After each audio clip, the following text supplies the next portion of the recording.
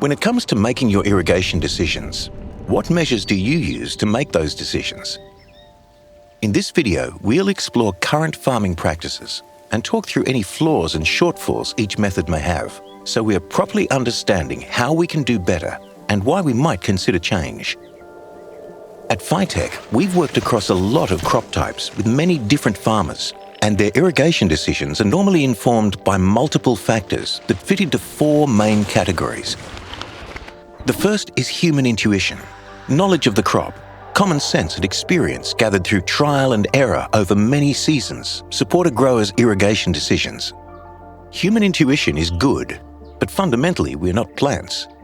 Given that our mate's best guess is often different than ours, and we even change our own minds over time, it's likely that our best guess isn't the best decision. Secondly, growers look to the soil as an indicator, whether it's with a shovel or a soil moisture sensor.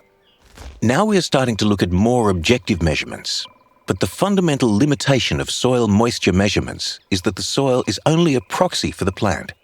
Depending on the location of the measurement, the type of soil, and the size and type of the crop, there's a lot of interpretation needed to bridge the gap between the moisture of the soil and knowing how much water the plant actually needs. The third category is the plant itself.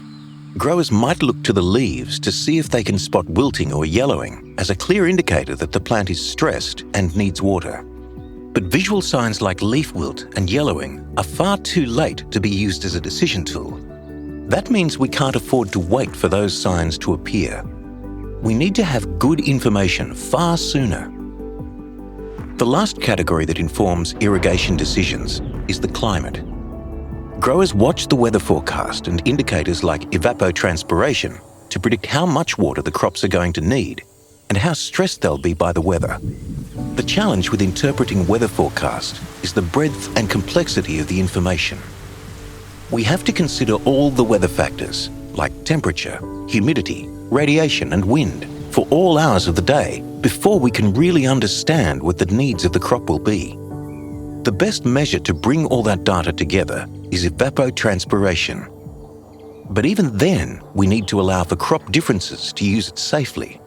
Factors like variety, age, planting density, phenological stage and fruit load all impact the actual evapotranspiration rates, meaning there is still significant room for error.